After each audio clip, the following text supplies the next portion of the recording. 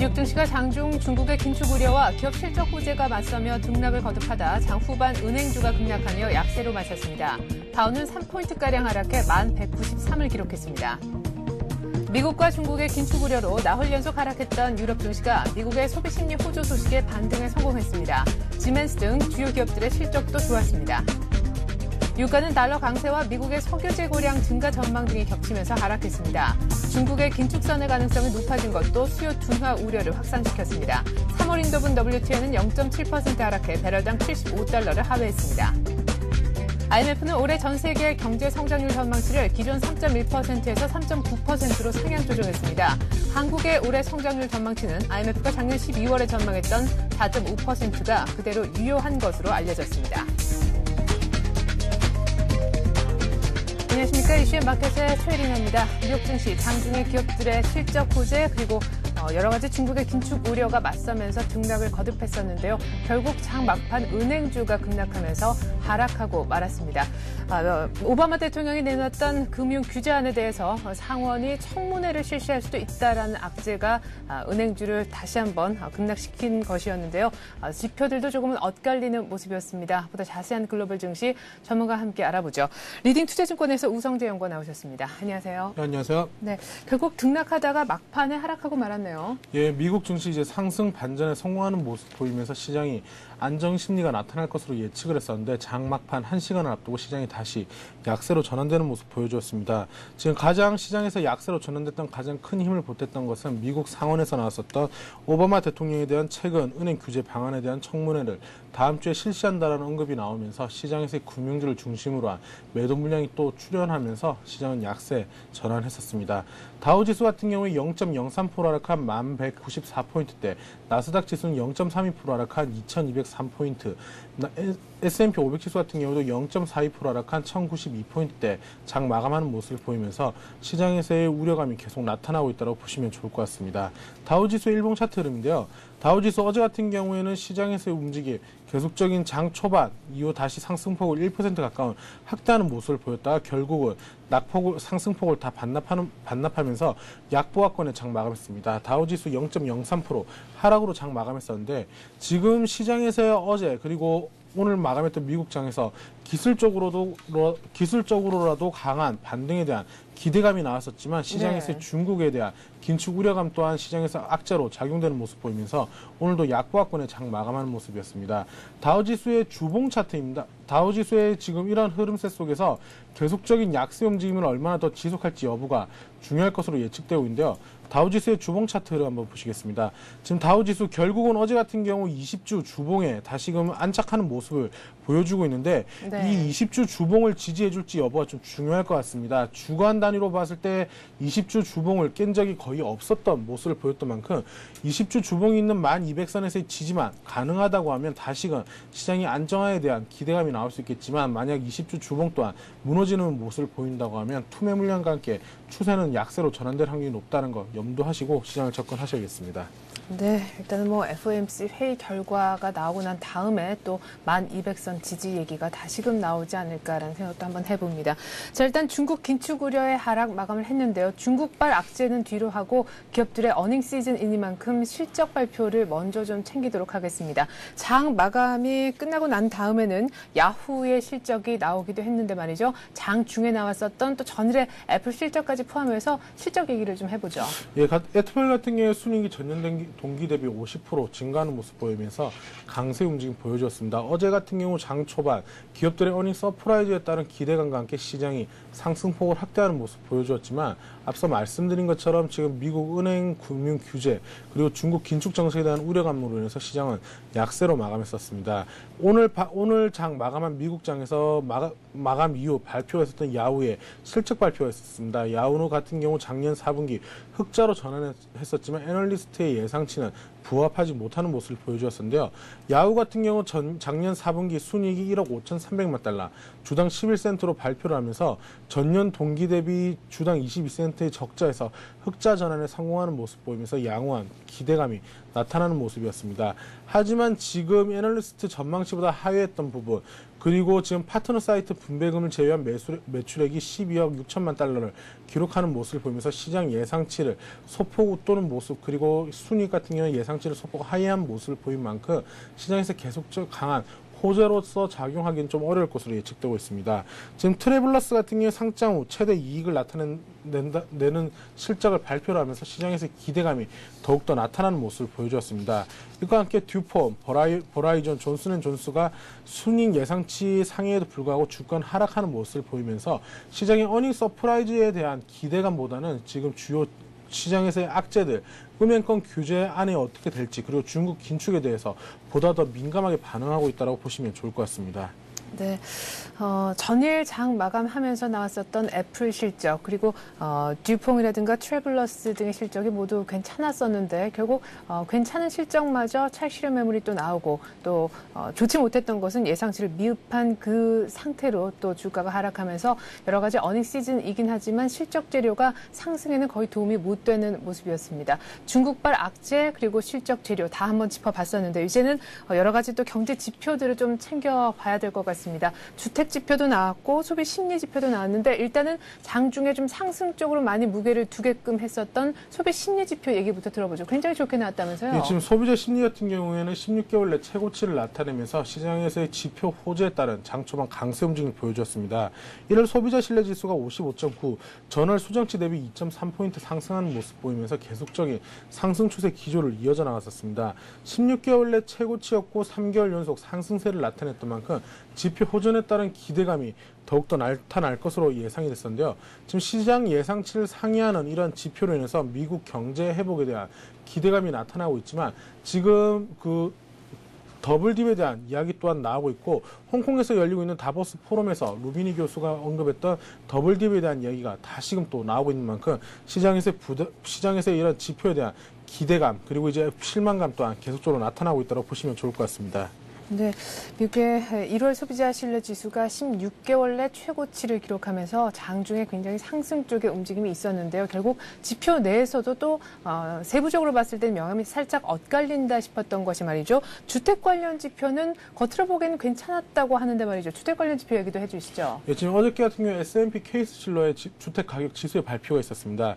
지금 11월 주택 가격이 전월비 하락하는 모습을 보이면서 시장에서의 주택 지표들 안 좋은 모습이었었는데요. 지금 10대 대도시의 주택 가격이 전년 동기비 4.5% 하락하는 모습을 보여줬고 20대 대도시 주택 가격 또한 전년 동기 대비 5.3% 하락하는 모습을 보여줬습니다. 하지만 이제 전월 대비 각각 0.2% 하락하는 모습을 보여주었지만 계절적인 요인을 반영했을 경우에는 20대 대도시의 주택 가격은 0.2% 상승했다고 발표를 했었습니다. 지금 주택 지표들이 계속적으로 안 좋게 나오고 있고 이런 계절적 요인을 제외한다고 하더라도 시장이 계속적인 상승 모멘텀을 이끌어 나갈 수 있는 뚜렷한 힘이 없다라는 게 시장에서 큰 지배적인 의견으로 보시는 게 좋을 것 같습니다. 어제 같은 경우 미국 상업 부동산에 가장 컸던 기업이 디폴트를 선언하는 모습 보이면서 상업 부동산에 대한 우려감 또한 다시금 또 재차 부각되고 있는 만큼 시장에서의 주택 지표에 따른 시장에서의 악재는 조금 더 나올 수 있을 것으로 예측되고 있습니다. 이와 반면 프레디맥 CEO 같은 경우에는 지금 주택 경기가 바닥을 찍고 회복세로 전환될 것이라는 언급을 내놓고 있지만 지금 눈에 보이는 지표들이 그렇게 좋지 못한 모습을 보이고 있는 만큼 소비자의 심리와 주택 구매자 대기 매수세들의 심리는 조금씩 점차 더 냉각되고 있는 것으로 보시는 게 좋을 것 같습니다. 네, 미국의 20대 대도시 집값의 경우에는 사실 전년 동기 대비 5% 정도만 하락했으면 하는 것이 시장의 예상치였는데 말이죠. 5.3%나 하락을 하면서 예상치보다 더 안 좋은 주택 관련 지표의 모습을 저희가 대할 수밖에 없었습니다. 장중에는 앞서 전해드린 대로 소비 심리 지수가 16개월 내 최고치를 나타내면서 소비 관련 종목들의 움직임은 굉장히 유통업체 중심으로 오르면서 좋은 모습을 보여줬는데 아까 이제 차트 보면서 말씀을 들어봤을 때는 은행주가 막판에 급락했다고 하지 않았습니까? 그 부분을 좀 짚어보죠. 네, 어제 같은 경우 시티나 이런 JP모건 그리고 골드만삭스의 실적은 그렇게 좋지 못한 모습을 보였습니다. 이런 그 주가 차트 흐름은 좋지 못한 모습을 보여주었습니다. 네. 지금 시티 같은 경우도 장 막판을 앞두고 지금 약세로 시장에서의 낙폭을 더욱더 확대하는 모습을 보여주었었는데요. 지금 결국은 지금 은행권에서의 금융 규제안이 어떻게 나올지 여부에 따른 시장에서의 관심은 더욱 커지고 있다고 보시면 좋을 것 같습니다. 지금 계속적으로 나오고 있는 이야기지만 오바마 대통령이 금융 규제안을 지금 내놓을 것으로 보여지면서 월가에서의 강한 반발 또한 나타나고 있는 가운데 다음 주에 미국 상원에서 이러한 청문회가 개최된다는 이야기가 나오면서 시장에서 약세로 전환되는 모습이었는데요. 청문회 이후 이런 금융구제 개혁안에 좀 더 힘을 박차를 가할 것이라는 우려감이 나오면서 금융주의 약세가 눈에 띄는 모습을 보여주었습니다. 결국 지금 이러한 모습 보이면서 딕보브 같은 경우에는 지금 미국 정부에서 나오고 있는 이러한 새로운 금융권 구제 개혁안이 경제를 망칠 수 있다는 언급을 내놓으면서 강한 비판을 하고는 있습니다. 하지만 이런 금융구제 개혁안 과연 통과할지 안 할지에 따라서 금융주의 등락이 엇갈릴 수 있기 때문에 이런 부분 염두하시고 보셔야겠습니다. 네. 자, 일단 오바마 대통령이 금융 규제안을 지금 계속해서 밀어붙이고 있는데 쉽지만은 않은 것 같습니다. 상원에서 지금 청문회를 연다라고 하니까 말이죠. 자, 이런 가운데 미국의 올해 예산 적자 전망이 나왔는데 상당한 규모라면서요. 예, 지금 올해 1조 3조 달러에 달할 것이라는 미국의 예상국에서의 예측이 나왔었습니다. 지금 미국 예상 적자가 1조 3천억 달러에 달할 것으로 보이면서 시장에서의 우려감이 나오고 있는데요. 현행 법과 정책의 변함없이 유지된다는 가정하에서 추산된 결과였던 만큼 새로운 또 다른 변수들이 나왔을 경우 이런 재정 적자 폭은 더욱더 확대될 수 있을 것으로 예측되고 있습니다. 미국의 작년 재정 적자가 1조 4천억 달러로 4천억 달러로 직전해인 2008년도에 3배를 넘어서는 모습 보여줬었는데 이러한 것들이 경기 부양을 위한 꾸준한 이러한 부양책으로 인한 자금의 유입으로 인한 것으로 보여지고 있습니다. 지금 올해 같은 경우에도 미국의 재정 적자 규모가 거의 줄어들지 않을 것으로 예측이 되고 있는 만큼 시장에서 더블딥을 우려하는 모습 속에서 계속적인 미국 경제에 정부에서 계속적인 지원책이 나올 것으로 예측되면서 시장에서 약세로 전환되고 있다고 보시면 좋을 것 같습니다. 네, 오바마의 재정 적자 감축 노력도 때문에 계속되고 있는 것 같은데 일단은 청문회 등등을 거치고 정치적인 문제들에 조금 장애물들이 있는 것도 같습니다.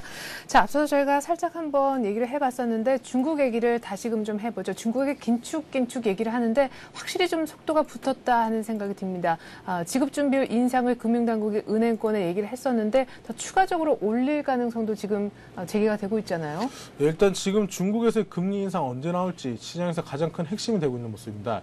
차라리 금리 인상을 바로 했었다고 하면 시장에서의 충격이 이렇게 더 크게 나타나지 않을 것으로 보여지고 있는데 금리 인상 직전에 계속적인 이러한 시장에서의 추가 지준율 인상에 대한 이야기들, 시장에서 공포 심리가 더욱더 확대되는 모습 속에서 투매 물량이 나오고 있다고 보시는 게 좋을 것 같습니다. 만약 금리 인상이 나온다고 하면 하루 이틀의 충격 이후 다시금 반등이 나왔던 예전에 그런 모습을 보였었는데 지금 금리 인상에 대한 이야기만 나올 뿐 실질적으로 정부에서 반응을 하지 않고 있는 모습 보이면서 시장에서의 계속적인 투매 물량이 나오고 있는 모습인데요. 먼저 상하이 종합주가지수 일봉 차트를 한번 보시겠습니다. 네. 상하이 종합주가지수 지준율 인상 이야기 나오 주가가 급락세로 전환되는 모습을 보여주었습니다.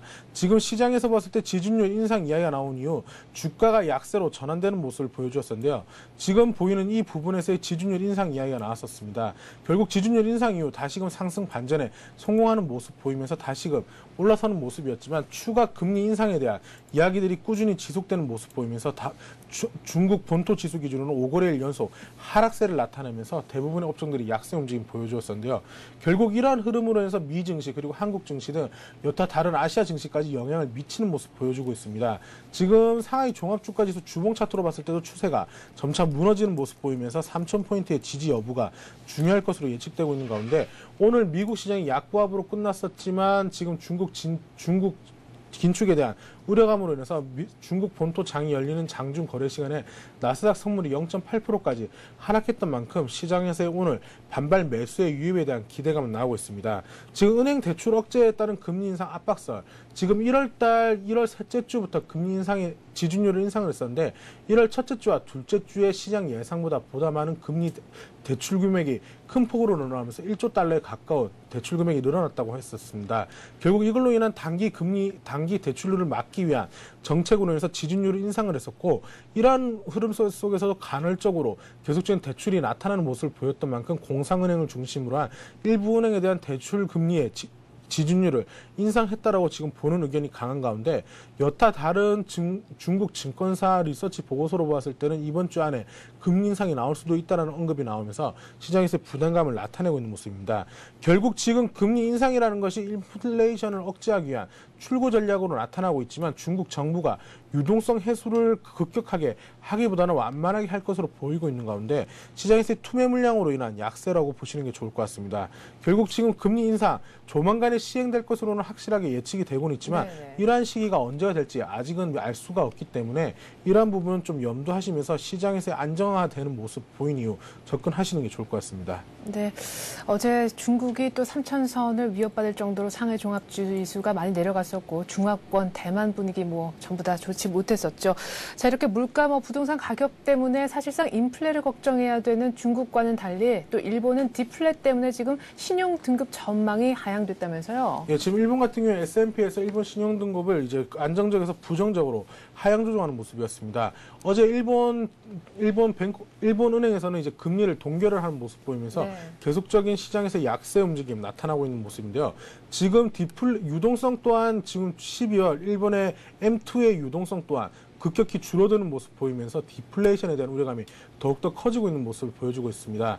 일본 같은 경우 소매 매출 지표들, 백화점 매출액이나 슈퍼 매출액에 이러한 지표들 또한 급격하게 위축되고 있는 모습 보이면서 시장에서의 소비 심리 또한 급격히 냉각되고 있는 가운데 지금 디플레이션의 우려가 커지고 있는 모습인데요. 지금 바로 옆에 국가인 일본과 중국 상대적으로 너무 상반된 경제 상황 속에서 금리 인상에 대한 우려감 그리고 금리 동결에 따른 일본 같은 경우에는 우려감이 커지고 있는 모습을 보이는데 각 시장별 나라의 펀더멘탈에 따른 변동성은 커지고 있다고 보시면 좋을 것 같습니다. 네, 일단 우리 시장은 일본보다 중국의 영향을 많이 받게 될 텐데 말이죠. 중국의 금리 인상, 즉 출구 전략의 마지막 카드가 언제쯤 나올지가 가장 중요할 것 같습니다. 자, 다시금 뉴욕 시장으로 돌아가서 말이죠. 이제 오늘 밤 나오게 되는 주요 일정 챙겨봐야 될 텐데 오늘 밤에 드디어 미국 쪽에서도 금리 인상 얘기가 나오는 FOMC 이틀간에 걸친 회의 중에서 그 첫날이 시작되지 않습니까? 예, 지금 이제 오늘 같은 경우에 FOMC 12월 신규 주택 매매 건수의 발표가 있습니다. 즉 NBA 주택 융자 신청 지수 그리고 12월 신규 주택 매매 FOMC 금리 결정이 있는 가운데 12월 신규 주택 매매는 S&P 케이스실러의 주택 가격 지수 발표 이후에 과연 12월 날 신규 주택이 얼마나 더 매매가 되는지를 알 수 있기 때문에 중요한 지표로 보시는 게 좋을 것 같습니다. 오늘 시장에서 가장 중요한 건 FOMC 금리 결정 회의인데 지금 시장에서 0.25% 금리 동결을 예상하고 있는데 실질적으로 금리 동결을 할 확률이 높다라고 보시면 좋을 것 같습니다. 지금 중국 정부의 긴축에 따른 우려감이 미국 증시에 영향을 미치는 것은 금리를 미국이 올릴 것이라는 우려감이 계속 커지고 있는 모습을 보이면서 시장에서 이러한 증시가 약세를 보여주었었습니다. 현재 아직까지는 미국 경제가 급격히 회복세로 선회되고 있지 않는 모습을 보이고 있는 만큼 금리를 동결하는 쪽으로 무게를 실는다라고 보시는 게 좋을 것 같습니다. 지금 오늘 같은 경우 보잉 그리고 이제 캐터필라, 퀄컴, 썬마이크로 시스템즈의 실적 발표가 있는데 캐터필라 같은 경우에는 지금 운송재 주문 등 같은 이런 주요 지표들과 가장 밀접한 연관이 있는 기업인 만큼 이러한 실적 부분 염두하시고 접근하셔야겠습니다. 네. 자, 이렇게 오를 듯 하다가 장 막판에 은행주의 발목이 잡혀서 하락 마감할 수밖에 없었던 뉴욕과는 달리 유럽 시장은 5일 만에 반등에 성공을 했죠. 예, 지금 실적 호재 그리고 미국 지표가 좋게 나오는 모습 보이면서 미 증시의 반등 속에서 유럽 증시는 마감을 했었습니다. 결국 이러한 흐름으로 해서 유럽 증시 영국은 0.3%, 독일 0.7%, 프랑스 0.7% 상승하면서 장 마감했었는데요. 지금 지멘스, 노바티스의 실적의 호조세 그리고 미국과 독일의 경제지표 호조가 시장에서의 상승 추세를 이끌었다고 보시면 좋을 것 같습니다. 네. 한편 유가는 또 떨어졌던데요. 이제 배럴당 75달러가 참 버거워 보입니다. 상품 쪽 얘기 그리고 달러 가치 얘기까지 들어보죠. 예, 지금 국제 유가 결국 배럴당 75불선이 무너지는 모습이었습니다. 지금 국제 유가 같은 경우 0.73% 하락한 배럴당 74.71달러에 장 마감하는 모습 보여주었었고 금값 또한 0.24 금값은 이와 반대로 0.24% 상승한 온스당 1,099.50달러로 마감하면서 1,100선에 육박하는 모습 보여주고 있습니다. 지금 유가나 원자재주 같은 경우에는 중국 정부의 긴축 정책에 대한 우려감이 나오면서 이러한 약세를 보여주고 있는 가운데 달러에 다시금 반등이 나온 모습 속에서 달러 약세 기조로 다시금 전환된다고 하면 유가 또한 75불 위로 안착할 수 있기 때문에 유가가 계속적인 하락 추세를 이어져 나갈지 여부는 좀 더 관심 가지고 지켜보셔야 될 것 같습니다. 네, 잘 들었습니다. 리딩 투자증권 우성재 연구원과 함께 봤습니다. 말씀 잘 들었습니다. 네, 고맙습니다.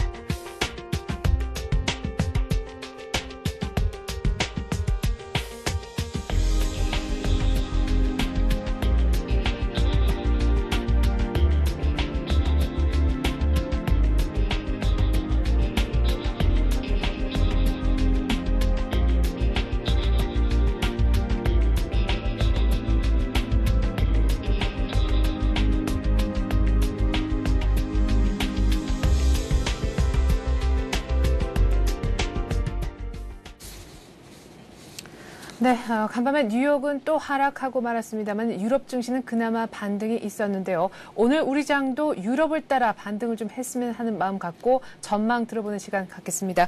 동양종금증권 홍재지점 최일종 팀장 전화 연결해보죠. 안녕하세요. 네, 안녕하십니까. 네, 어제 우리 코스피 정말 이 지수가 맞나 싶을 정도로 1630선까지도 후퇴를 했습니다. 미국 증시가 결국 반등에 성공을 못했는데요. 오늘 우리 장에 또 어떤 변수가 있겠습니까?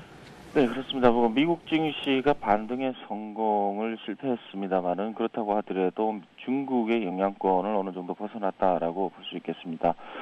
먼저 여러분들께서 이제 현금 확보를 많이 하셨는지 모르겠습니다만은 아무리 장기 전망 자체가 좋다고 하더라도 내 눈앞에 그 가격이 떨어지는 그런 이제 그 가격 하락은 기분 좋을 리가 없을 걸로 이렇게 보이는데요.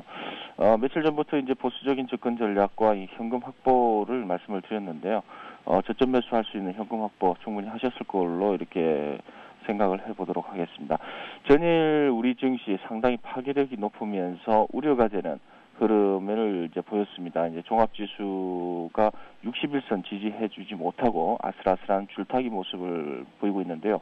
전일 특징적으로 외국인들 선물에서 보합 근처에부터 강화된 매도 압박 그러한 부분, 그리고 개인들의 이번 주 월요일부터 해가지고 본의 아니게 저점 매수를 해놨던 선물 매수 포지션을 정리하는 그러한 모습 속에서 파생시장에 의한 장중 눌림이 극심했던 그런 하루였다라고 이제 정리해 볼 수 있겠습니다. 이로 인해서 장중 프로그램 매도 흐름이 적극적으로 나오면서 우리 증시는 이제 적은 선물 시장 변동성에도 민감하게 하락폭이 컸던 하루였다라고 이제 전반적인 분위기를 정리해 보겠고요.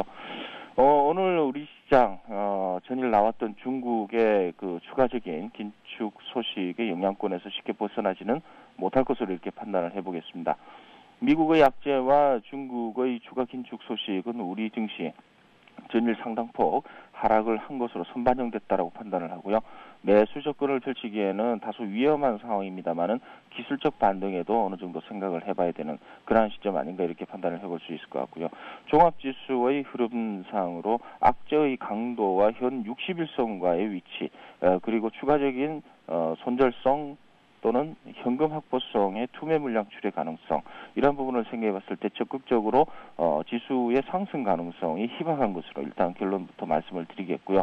오늘 우리 증시에서 이러한 결론을 극복하기 위한 변수 먼저 장 초반에는 외국인과 개인들의 선물 흐름 동향을 체크해 봐야 할 것으로 이렇게 보이고요. 이것은 외국인 경우 추가적인 해지 개념의 이익 실현성 매매 패턴을 보이는지 봐야겠다라는 판단 때문에 그러한 말씀을 드리고요. 개인의 경우는 이제 본의 아니게 이제 매수가 들어갔습니다. 선물 쪽에서 손절성 물량이 이제 그 전일부터 출회가 되고 있는데요.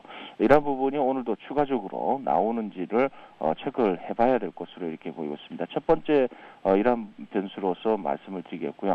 두 번째 변수로는 이제 중국 시장 반등 여부 중요한 이제 변곡점이 있을 것으로 이렇게 판단을 해보고 있는데 중국 증시가 최근에 G2 그러니까 미국과 중국으로 인한 핵심 악재 변수로서 부각이 된 만큼 중국 증시의 안정화가 우리 국내에 미치는 영향력이 크다라고 보고 있고요. 10시 반 이후에 나타나는 중국 증시 흐름 상승적으로 기술적 반등 영역권으로 올라와 주면은 우리 증시도 기술적 반등 영역권으로 다시 재차 회복하는 그런 모습을 예상해 보도록 하겠습니다. 네, 일단은 뭐 개인들의 선물 쪽 매도 물량 어느 정도 출회가 되는지 그리고 미국과 함께 G2의 또 다른 축인 중국의 반등 가능성도 체크 사항이다라는 말씀이셨는데 맞습니다. 지금 현재 60일 이평선에 걸쳐져 있죠. 1636포인트 7포인트 선이고 사실 어제 장중에는 120일 이평인 1630선 정도까지도 깨고 내려가지 않았습니까? 이제 사실은 1600까지 내려가는 것도 좀 염두에 둬야 된다라는 주문들이 있던데 만약에 오늘 추가로 더 하락한다면 역시나 현금화를 하는 것이 가장 좋은 전략일까요? 그렇습니다. 현금화 될 수 있으면 하는 쪽으로 말씀을 드리겠고요. 오늘 시장의 그 투자 전략 기본적 분석상, 즉 다시 말씀드리면은 우리나라 전체 영업이익 대비 밸류에이션이라고 할 수 있는 PER이 다시 한번 저평가 영역권으로 들어가는 부분. 기본적 분석상 의미를 이러한 부분을 제외하고요. 우리나라 시장이 저평가된 것은 맞습니다만은 여러 가지 해외 악재로 인한 체력 부재, 모멘텀 부재로 하락하고 있는 만큼 단순한 기술적인 투자가 현재 시점에서는 맞다라고 이제 판단을 드려보겠습니다. 전일 우리 증시 기술적 이평선이라고 할 수 있는 60일 이평선에 간신히 얹혀져 있는 상황인데요. 그 바로 밑에 업황과 경기선이라고 할 수 있는 121선이 위치해 있다라고 볼 수 있겠습니다. 증시의 분위기가 단순한 흐름의 분위기였다 이러면은 이러한 지지 라인은 충분히 지지가 되고도 남고요. 그리고 근처까지 오지 않았을 것이라는 판단을 해볼 수 있겠는데 이러한 그 G2에 대한 악재 이러한 부분이 가미가 되면서 핵심 지지 라인이라는 21선과 61선과 121선까지의 조정이 나온 상황이다라고 볼 수 있겠습니다. 그렇다면은 이런 하락의 주역이라고 할 수 있는 재료의 강도를 다시 한번 살펴보면은 재료가 너무 강하다라는 거죠. 중국의 추가 긴축과 미국의 금융 규제안이 전일도 말씀드렸다시피 쉽게 단시일 내에 해결될 문제가 아닌 만큼 추가적인 언더슈팅이 진행될 가능성이 크겠다라는 생각입니다. 따라서 이러한 부분을 생각한다면 될 수 있으면 현금 확보를 늘리시는 게 좋겠다는 판단이고요.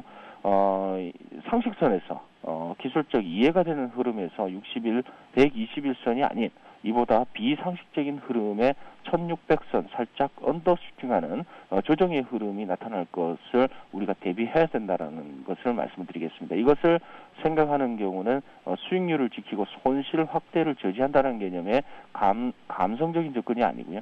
최대한의 리스크를 현 시점에서 우리가 인지를 하자라는 개념의 이야기고요. 그러한 측면에서 현 시점 전략은 철저하게 분할 매수에 기초한 시간 다중 분할 매수 전략이 유효하겠다는 판단입니다. 이런 부분을 쉽게 풀었으면은 분할 매수라는 개념이죠. 오늘 우리 시장 보수적인 투자 전략으로 이러한 부분을 생각하면서 접근해 보시기 바랍니다. 네, 뭐 현금화하고 무조건 좀 보수적으로 그렇게 접근하는 것이 좋겠는데 그런 과중에서도 이 종목 하나 좀 보자 하는 것이 혹시 있으십니까? 네, 뭐 종목들이 찾기가 상당히 어렵습니다. 오히려 뭐 종목을 갖다 말씀 안 드리는 게 여러분들께 도움을 드리는 걸로 이렇게 생각이 되어지는데 그렇다고 하더라도 미래 전망을 봤을 때 저점 매수를 충분히 할 수 있는 종목이 대한항공인 것 같습니다. 수급적인 측면에서 기관 2일 연속 순매수 흐름에 좀 주목을 해야 될 것 같고요. 재료적인 측면, 원화 강세로 인한 여객 수요 개선과 IT 업체들의 실적 개선, 항공화물이죠. 이러한 부분 증가로 인해서 실적 부분 개선이 가파르게 진행이 되고 있는 부분이 재료적인 측면으로 모멘텀 작용되고 있는 그런 상황이다라고 말씀드릴 수 있을 것 같습니다. 실적 측면에서 4분기 매출액과 영업이익은 각각 2조 5천억대와 1,540억대의 영업이익을 달성할 것으로 이렇게 보이는데요. 차트 흐름을 보시면서 말씀을 드리죠.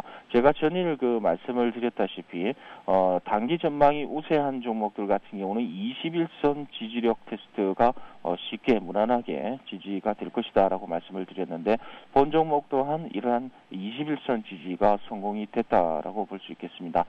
전일 종합지수가 가파르게 하락하면서 상당히 좀 안 좋은 모습을 보였는데도 불구하고 21선 부근에서의 안착 시도 그리고 이제 지지력 테스트가 성공한 이러한 종목 좀 주목을 해봐야 되겠다는 생각이고요. 매수가는 이렇게 보겠습니다. 58,400원 급하지 않습니다. 57,500원까지의 그 하방 경직을 확보를 하고요. 그러한 부분 지금 전일 종가까지의 분할 매수를 한번 추천을 드려보고 있고요. 목표 주가는 주봉으로 보겠습니다.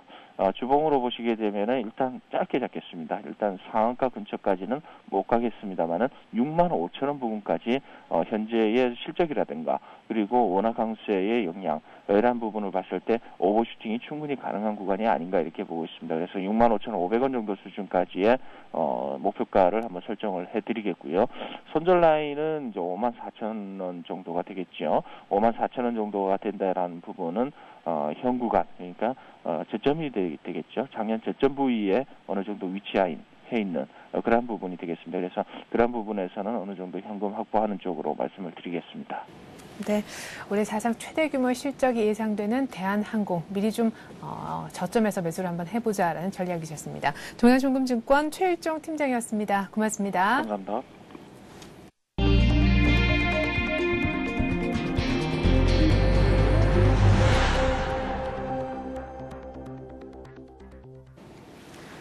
국제 금융시장의 시스템을 안정시키기 위해 외환위기 이후에 이어져온 예금 보장 제도가 10년 만에 수술대 위에 오릅니다. 아울러서 금융회사의 해외 진출을 획기적으로 늘리기 위한 규제 완화 등의 지원 방안도 정부 차원에서 마련이 될 텐데요. 내달 8일 나오게 되는 금융 선진화 방안, 미리 내용 살펴보겠습니다. 올해로 40회째를 맞는 세계 경제 포럼, 일명 다보스 포럼이 오늘부터 5일간의 일정으로 개막됩니다. 특히 지난주 오바마 미 대통령이 초강력 은행 규제안을 내놓으면서 찬성하는 각국의 금융 당국 또 이를 완화하려고 하는 글로벌 금융사들 간의 치열한 공방이 예상되고 있습니다.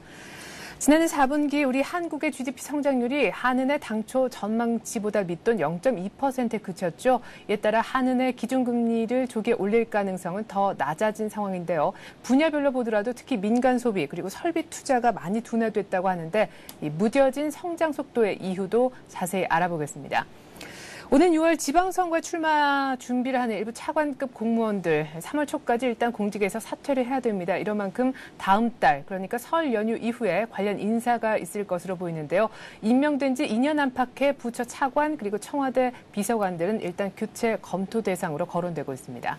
오늘 이런 내용 바탕으로 해서 뉴스 따라잡기 시간은 서울경제신문 민병권 기자와 함께하겠습니다. 민 기자 안녕하세요. 네, 안녕하십니까? 네, 일단 세계 각국 정부들이 경제 위기 재발 막기 위해서 금융제도를 손보고 있는데 우리도 역시 예외가 아닌데요. 다음 달 8일에 대략적인 청사진이 나온다면서요? 네, 그렇습니다. 금융위원회는 오는 2월 8일 금융선진화를 위한 로드맵을 발표할 예정인데요. 정식 명칭은 금융산업 선진화를 위한 비전 및 중장기 과제입니다.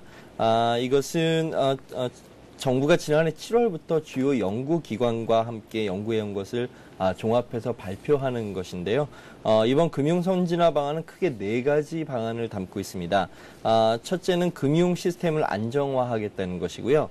둘째는 금융 인프라를 선진화하겠다는 내용입니다. 그리고 셋째는 시장의 효율성을 제고하겠다는 것인데요. 마지막으로 4번째는 우리 금융산업을 세계화하겠다는 전략을 담고 있습니다. 현재는 금융위기 재발을 막는 것이 급선무인 만큼 이들 4가지 비전 중에서도 금융 시스템 안정화에 가장 주안점이 맞춰질 것으로 보입니다. 네. 자, 그렇다면은 금융 시스템 안정화 방안으로 구체적으로 어떤 것이 나올 예정인가요? 여러 가지가 있습니다만 특히 예금 보장 제도가 10여 년 만에 전면 재편될 것으로 보입니다. 예금 보장 제도의 정식 명칭은 예금 보험 제도인데요. 네. 이 제도는 은행이나 증권사 혹은 보험사와 같은 금융기관들이 평소에 고객으로부터 받은 예금의 잔액 중 일정액을 그 예금보험공사에 보험료로 내도록 한 다음에요. 네. 해당 은행 등이 파산하거나 영업정지 처분을 받아서 고객에게 예금을 지급하지 못하게 될 경우에 예금보험공사가 일정 금액 한도 내에서 예금을 대신 지급해주는 제도를 말합니다. 예. 우리나라는 미국을 벤치마킹해서 1995년 12월에 예금자 보호법을 제정했고요. 이듬해 6월에 예금보험공사를 설립해서 해당 제도를 본격적으로 실시해 왔습니다. 초기에는 금융기관별로 고객 1인당 2천만 원까지의 예금을 보장해 줬는데요. 이것이 제도 도입 1년여 만인 97년 외환위기가 터졌지 않습니까? 네네. 그래서 그 보장 한도를 전액으로 이렇게 좀 일시적으로 좀 높였고요. 네네. 그러다가 2001년부터는 다시 부분 보장으로 제도를 변경해서 1인당 예금 보장 한도를 5천만 원으로 변경했습니다. 이처럼 예금 보장 제도는 세계적 경제 위기에 앞서서 도입돼서 소액 예금자들을 보호하는 방파제 역할을 했습니다만 10여 년 만에 보다 큰 규모의 금융위기를 맞으면서 기존 장치만으로는 예금자 보호에 한계가 있다라는 지적을 사왔던 게 사실이고요. 이에 따라서 정부가 이번에 예금자 보호 제도를 전면 개편하기로 한 것으로 보입니다. 네, 일단은 외환위기 때는 예금자 예금 전액을 보장해 주는 것이었다가 2001년 그러니까 한 9년 전 정도에는 1인당 5천만 원 정도까지만 보장해 주는 것으로 이렇게 개편이 됐다라고 하셨는데 한 번 더 이제 완전히 손질을 한다라는 얘기 아니겠습니까? 네, 그렇다면 그렇습니다. 지금 기존에 한 번 손댄 것에 어떤 문제점이 있고 또 구체적으로 어떻게 바뀐다는 말씀이신지요? 일단 가장 문제가 되는 것은 예금 보장의 대상이 충분하지 않다는 점인데요. 네. 현재 예금자 보험에 가입할 수 있는 금융업종은 은행과 보험사, 증권사, 그리고 종금사와 신용협동조합 등입니다. 이들 업종의 금융사들은 서로 비슷한 종류의 예금 상품인데도 어떤 기관에 대해서는 예금을 보호해주고 또 다른 기관에 대해서는 예금을 보호해주지 않고 있어서 네. 형평성 논란을 사고 있는데요. 아울러서 외환위기 이후 국내에도 신종 예금 상품이 계속 개발이 가속화되지 않았습니까? 그렇죠. 반면에 예금 보장 제도가 현재 이를 제대로 반영하지 못해서 예금자 보호에 한계가 있다는 지적을 받아왔습니다. 그 대표적인 사례가 CMA 즉 종합자산관리 계좌인데요. 네. 다른 말로는 어음관리 계좌라고도 합니다. 현행 예금자 보호 제도는 종금사의 CMA는 보호해주고 있는데 반면에 그 증권사의 CMA는 보호해주고 있지 않습니다. 즉 종합자산관리 계좌는 보호해주고 있지 않는 것인데요. 네. 증권사의 경우에만요. 네네. 따라서 일각에서는 정부가 이번 예금자 보호 대상을 일일이 나열하지 않고 금융상품의 속성에 따라 포괄적으로 규정하면서 이를 통해서 증권사 CMA도 보호해주는 그런 방안을 강구하지 않겠느냐는 전망을 내놓고 있습니다. 네. 두 번째 맹점으로 꼽는다면 예금자 보험 제도가 금융기관의 도덕적 해이를 부추길 수 있다는 점인데요. 현재 예금보험공사는 개별 금융기관이 우량하든 또는 부실하든 관계없이 업종별로 동일한 보험료를 받고 있습니다. 예를 들어서 은행의 경우 평균 예금 잔액의 0.1%를 보험료로 받고 있고요. 증권사의 경우는 0.2%, 그리고 금융사의 경우는 0.3%의 보험료를 동일하게 적용하고 있습니다. 따라서 부실한 금융기관들도 경영을 건전화하려는 노력을 기울이지 않고도 고금리로 고객을 유혹해서 예금을 끌어들이게 되고 이것이 금융권의 전체적인 부실을 키울 수 있다는 지적이 계속 나왔었는데요. 이에 따라서 정부가 금융사가 건전하면 예금 보험료를 할인해주고 반면에 부실한 금융사에 대해서는 보험료 할증을 매기는 내용으로 보험료 차등화 방안을 조기에 정착시키지 않겠느냐는 게 전문가들의 관측이고요. 이번 금융화 선진 방안에도 그것이 담기지 않을까 하는 전망을 살고 있습니다. 네, 종금사 CMA의 예금보호는 해주면서도 증권사 CMA는 해주지 않는 것이 지금 현실인데요. 자, 그렇다면 이번에 다시금 손질이 된다면 이 같은 형평성 문제 그리고 모럴 해저드 완전히 다 해결이 가능한 겁니까? 몇 가지 좀 문제가 있습니다. 물론 이제 전반적으로 예금자 보호의 막이 넓어진다는 점은 긍정적인데요. 네네. 반면에 우선 형평성 문제가 다시 불거질 수 있습니다. 현행 예금자 보험 제도는 일부 예외가 있습니다만 기본적으로 순수 예금 상품만을 보호해주고요. 네. 실적 배당 상품은 배제한다는 원칙을 가지고 있는데요.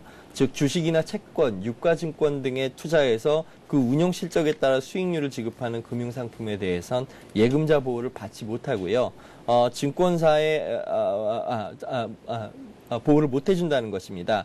그래서 은행의 CD, 즉 양도성 예금 증서는 예금자 보호를 받지 못하는데요.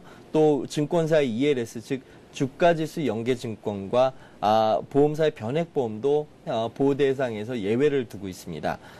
그런데 아시다시피 CMA도 예금을 받은 돈으로 어음이나 채권에 투자해서 그렇죠. 실적에 따라서 그 수익률을 안겨주는 실적배당 상품입니다. 네. 그런데 똑같은 실적배당 상품인데 CMA는 예금 보호를 안 해주고 다른 실적배당 상품은 CMA는 예금 보호를 해주고 다른 실적배당 상품은 예금 보호를 안 해준다면 이것이 은행이나 보험사 등의 고객을 빼앗아갈 수 있기 때문에 그렇네요. 업종에 따라서 또 갈등의 소지가 있는 것이죠. 따라서 정부가 이번에 그 방침을 내놓으면서 변액보험이나 ELS와 같은 일부 실적배당 상품을 보장 대상에 포함시킬 수 있지 않겠느냐라는 전망도 나오고 있습니다. 하지만 이렇게 되면 결과적으로 예금자 보험 제도가 무책임한 투자자들까지 보호해주고 금융사들의 바람막이 역할을 해줄 수 있다는 근본적인 문제에 봉착하게 되고요. 자칫 잘못하면 예금보험공사가 가지고 있는 재원이 바닥날 수 있다는 그런 문제점도 나올 수 있는 것이죠. 네. 물론 이제 예금보험공사의 재원이 바닥날 경우에는 채권을 발행할 수는 있는데요. 이 경우에도 현실적으로 정부가 채권을 사줄 수 있는 방법밖에 대안이 없습니다. 네. 그렇게 되면 정부가 혈세를 들여서 은행과 일부 무책임한 투자자를 보호해주는 상황이 되기 때문에 역시도 쉬운 일이 아닌데요. 따라서 정부가 이 부분을 신중히 고려해서 제도 개편의 수위를 조절해야 할 것으로 보입니다. 네, 10년 만에 또 손질하는 것이니만큼 이번에는 좀 꼼꼼하게 여러 가지 생각해서 다시금 손질하는 일이 없도록 그렇게 손질이 좀 잘 됐으면 좋겠네요.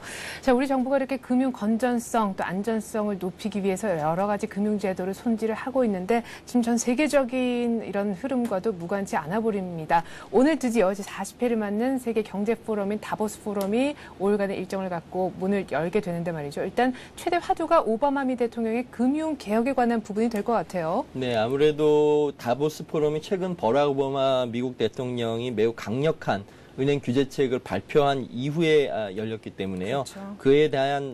그에 관한 논의가 나올 수밖에 없는 상황입니다. 유럽 중앙은행의 장클로드 트리셰 총재도 은행 규제에 대해서 은행 규제에 대한 의지를 최근 간접적으로 시사했고요. 영국의 중앙은행인 영란은행의 마빈 킹 총재도 역시 금융기관의 대형화에 대한 규제가 성공할 수 있다는데 공감을 표시한 것으로 전해졌습니다. 그래서 이번 회의에서는 금융규제 강화에 대한 논의로 큰 방향을 잡으면서 네. 세부적인 각국 간의 입장 조율이 어느 정도 좀 이루어지지 않겠느냐는 기대감도 나오고 있습니다. 네. 자, 아무래도 뭐 주요 국가들의 그런 중앙은행 총재들이 모이면 당연히 또 출구 전략 얘기도 할 것 같은데요. 더군다나 지금 중국이 금리 인상 카드를 집어들기 바로 직전의 모습까지 보여주고 있는 것 같습니다. 근데 최근에 나타난 우리 한국의 경제 지표, 특히 어제 나온 이렇게 4분기 GDP 성장률을 보면은 딱히 우리 한국은 금리 인상을 빨리 할 것 같지는 않아요. 네, 당초보다 지난해 4분기 경제 성장률이 좀 낮아진 것으로 나왔는데요. 네. 한국은행은 어제 지난해 4분기 국내 실질 총생산, 즉 실질 GDP의 속보치를 발표했는데 이에 따르면 지난 4분기 중 우리 경제는 3분기보다 0.2% 성장하는 데 그쳤습니다. 전분기 대비 실질 성장률 추이를 보면요. 지난해 1분기에는 0.1%였다가 2분기에는 2.6% 그리고 3분기에는 3.2%를 기록해서 성장이 상당히 가속화된다 이런 전망을 나왔었는데 이것이 4분기에서 급락하면서 상당히 경기 회복에 대한 기대감이 좀 낮아지고 있고요. 네. 실질적으로도 경기 호전세가 좀 둔화되는 게 아니냐는 분석을 하고 있습니다. 네. 이에 따라서 금리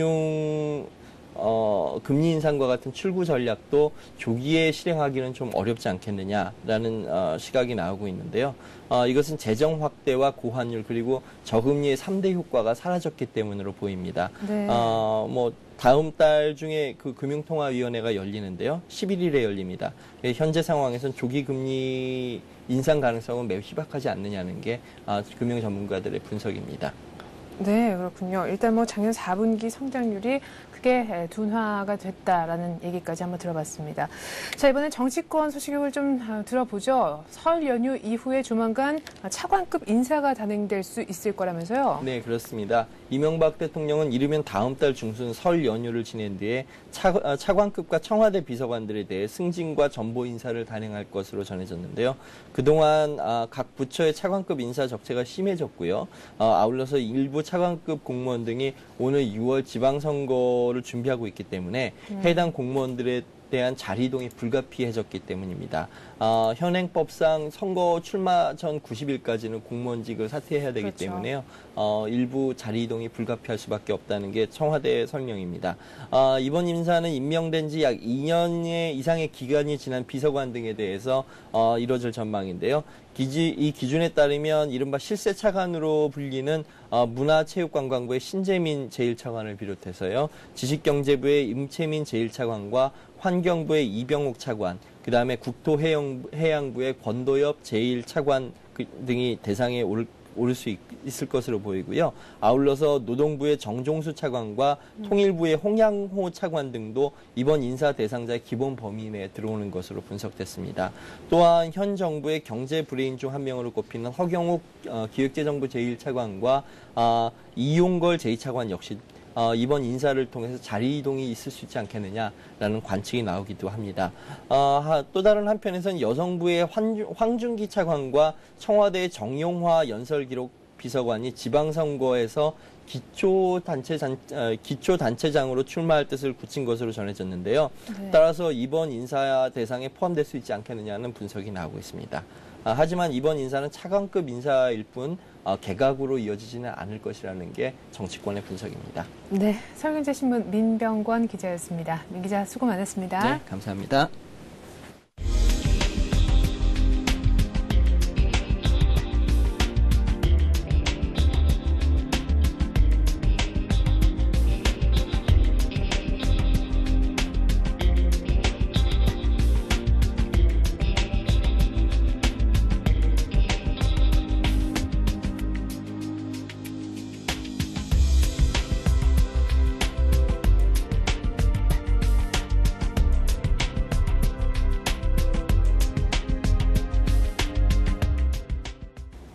어닝 시즌을 맞아서 뉴욕 증시의 주요 기업들 실적도 좋았고 소비 심리도 16개월 내 최고치였지만 이 같은 호재를 모두 악재가 덮어버렸습니다. 중국의 긴축 가능성, 여기에 더해서 은행 규제에 관한 청문회가 열릴 수 있다는 소식에 은행주가 급락했는데요. 때문에 다우는 0.03%, 3포인트가량 빠지면서 반등에 성공하지 못했습니다. 저는 내일 다시 오겠습니다. 고맙습니다.